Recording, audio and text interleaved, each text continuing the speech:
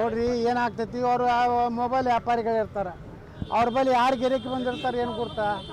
ಆ B J P ಇರಲಿ, ಕಾಂಗ್ರೆಸ್ ಇರಲಿ, ಯಾರೇ ಇರಲಿ.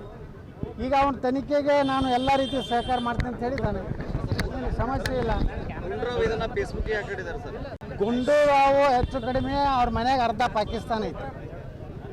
ಗುಂಡೂರಾವ್ ಮನೆಯಾಗೆ ಪಾಕಿಸ್ತಾನ ಐತಿ. ಈಗ ಗುಂಡೂರಾವ್ ಮನೆಯಾಗೆ ಪಾಕಿಸ್ತಾನ ಅರ್ಧ ಅವ್ರದ್ದು. ಅದು ದೇಶ ವಿರುದ್ಧ ಹೇಳಿಕೆ ಕೊಡೋದು ಗುಂಡೂರಾವ್ ಚಟ ಆಗಿದೆ. ನಾಲ್ಕು ನೋಡ್ರಿ, ಈಗ ಇಡೀ ದೇಶದಲ್ಲೇ ಒಂದು ವಾತಾವರಣ ಇದೆ. ಎಲ್ಲಿ ಮೋದಿಯವರು ಅನಿವಾರ್ಯ ಇದ್ದಾರೆ. ಮೋದಿಯವರನ್ನು ನಾವು ಆಯ್ಕೆ ಅಲ್ಲ, ಮೋದಿಯವರನ್ನ ಆಯ್ಕೆ ಮಾಡದಿದ್ರೆ ನಾವು ಉಳಿದಿಲ್ಲ ಅನ್ನೋಂಥ ಭಾವನೆ ದೇಶದ ಜನರಿಗೆ ಬಂದಿದೆ. ಹೀಗಾಗಿ 400 ಪಾರ್ ಆಗ್ತದೋ ಎಲ್ಲಿ 500ಕ್ಕೆ ಹೋಗಿ ಆಗ್ತದೋ ಗೊತ್ತಿಲ್ಲ. ಆ ರೀತಿ ವಾತಾವರಣ ದೇಶದಲ್ಲಿ ನೋಡ್ರಿ, ಎಲ್ಲ ನೋಡಿಬಿಟ್ಟಿವಿ. ಇಲ್ಲಿ ಒಬ್ಬ ಅಭ್ಯರ್ಥಿ ಅದಾನೆ ಬಿ ಜೆ ಪಿದು, ಬಾಗೇವಾಡಿಗೆ ಯಾಕೆ ಹೋಗಲಿಲ್ಲ ಮನೆ ಪ್ರಚಾರಕ್ಕೆ? ನಾನು ಯತ್ನಾಳ್ ನಾನು ಸರಿಯಾಗಿ ಪ್ರಚಾರ ಮಾಡಲಿಲ್ಲ ಅಂತ ಹೇಳ್ತಿದ್ದ. ಅವನು ಹೋಗಿ ಬಾಗೇವಾಡಿಯಾಗ ಬಿ ಜೆ ಪಿಗೆ ಓಟ್ ಹಾಕಿ ಬೆಳ್ಳುಬಿಗೆ ಓಟ್ ಹಾಕಂತ ಹೇಳಿದ. ಈ ಒಂದು ಕುಟುಂಬದಾಗ ಒಂದೇ ಮನೆಯಾಗ ಒಂದೇ ಉದ್ಯೋಗ ಮಾಡ್ಕೊಂಡು ಜೀವನ ಮಾಡೋರು, ಒಬ್ಬ ಕಾಂಗ್ರೆಸ್ನಾಗ ಇರೋದು, ಒಬ್ಬ ಎಲ್ಲ ಬಿ ಜೆ ಪಿ ಲಾಭ ಹೊಡ್ಯ. ಇಂಥವ್ರಿಂದ ಏನು ಪಾರ್ಟಿಗೆ ಲಾಭ ಆಗೋದಿಲ್ಲ. ನಾ ಒಂದೇ ಮಾತು ಹೇಳ್ತೀನಿ, ನೀವು ಬಿ ಜೆ ಪಿ ಒಳಗೆ ಅದೀರಿ, ಬಿ ಜೆ ಪಿದಿಂದ MLA ಆಗಿರಿ, ಬಿ ಜೆ ಪಿದಿಂದ ಮಂತ್ರಿ ಆಗಿರಿ. ಭಾರತೀಯ ಜನತಾ ಪಾರ್ಟಿ ನಿಮ್ಮ ಜೀವನದಾಗ ಎಂದೂ ಮಂತ್ರಿ ಆಗ್ತಿರಲಿಲ್ಲ. ನಿಮ್ಮದು ಉಪಕಾರ ಇದೆ, ನೀವು ಬಂದಿದ್ರೆ ಬಿ ಜೆ ಪಿ ಸರ್ಕಾರ ಆಗಿದೆ, ಅದನ್ನು ಅಲ್ಲಗಳಿದಿಲ್ಲ.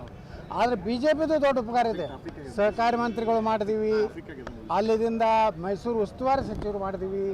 ಈ ಉತ್ತರ ಕನ್ನಡದಲ್ಲಿ ಶಿವರಾಮ್ ಹೆಬ್ಬಾರು ಮನೆ ಹೇಳಿ ಬಂದೇನೆ. ಉತ್ತರ ಕನ್ನಡದಲ್ಲಿ ನಿಮಗೇನಾರೆ ಈ ದೇಶ ಧರ್ಮ ದೇಶದಲ್ಲಿ ಇರಬೇಕಾದ್ರೆ ನೀವು ಮೋದಿಯವ್ರದ್ದು ನೀವು ಎಲೆಕ್ಷನ್ ಮಾಡಬೇಕು.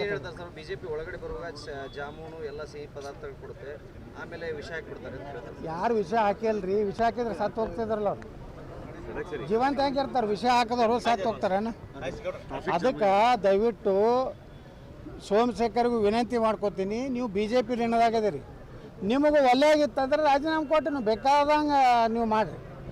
ಬಿ ಜೆ ಪಿ ಒಳಗಿದ್ದು ಮಾಡಿದ್ರೆ ಅದು ಜನನ ಒಪ್ಪೋದಿಲ್ಲ, ನೈತಿಕತೆನೂ ಅಲ್ಲ. 2 ಲೋಕಸಭೆಯಲ್ಲಿ ಒಂದು ಕಡೆ ನಾಮಪತ್ರ ಸಲ್ಲಿಸೋದಿತ್ತು, ಒಂದು ಕಡೆ ವಿಶ್ವೇಶ್ವರ ಹೆಗಡೆಯವರ ಕಾರ್ಯಕರ್ತರ ಸಭೆಯಲ್ಲಿ ಭಾಗವಹಿಸಿದ್ದೆ. ಕರಾವಳಿ ಭಾಗದಲ್ಲಂತೂ 100ಕ್ಕೆ 100 3 ಲೋಕಸಭೆಯನ್ನು ನಾವು ಗೆಲ್ತೀವಿ. ದಕ್ಷಿಣ ಕನ್ನಡ, ನಮ್ಮ ಉಡುಪಿ ಚಿಕ್ಕಮಗಳೂರು, ಉತ್ತರ ಕನ್ನಡ, ಇಡೀ ಕರ್ನಾಟಕದಲ್ಲಿ ನರೇಂದ್ರ ಮೋದಿಯವರ ಬಗ್ಗೆ ಭಾರತೀಯ ಜನತಾ ಪಾರ್ಟಿ ಈ ದೇಶಕ್ಕೆ ಅನಿವಾರ್ಯ ಮತ್ತು ಅವಶ್ಯ ಅನ್ನುವಂಥದ್ದು ಸಾಮಾನ್ಯ ಮತದಾರರಿಗೂ ಇವತ್ತು ಅನಿಸಿದೆ. ಅದರಲ್ಲಿ ವಿಶೇಷವಾಗಿ ನಮ್ಮ ಕಾರ್ಯಕರ್ತರು ಸಹ ಎಷ್ಟೇ ಅವರಲ್ಲಿ ಮನಸ್ಸಿನಲ್ಲಿ ಕೆಲವೊಂದು ವಿಚಾರದಲ್ಲಿ ಅಸಮಾಧಾನ ಇದ್ದರೂ ಸಹ ದೇಶದ ಹಿತದೃಷ್ಟಿಯಿಂದ ಎಲ್ಲರಿಗೂ ಒಕ್ಕಟ್ಟಾಗಿ ಒಂದಾಗಿ ನಾವು ಅಭ್ಯರ್ಥಿಗಳ ಮುಖ ನೋಡುವುದಿಲ್ಲ. ನರೇಂದ್ರ ಮೋದಿ, ಭಾರತೀಯ ಜನತಾ ಪಾರ್ಟಿ 3 ವಿಚಾರದಲ್ಲಿ ನಾವು ಭದ್ರಾಗಿ ಈ ಸಲ 28 ಲೋಕಸಭೆಯನ್ನು ಕರ್ನಾಟಕದಲ್ಲಿ ಗೆಲ್ಲುವಂಥ ವಾತಾವರಣ ಇವತ್ತಿದೆ. इस बार 400 पार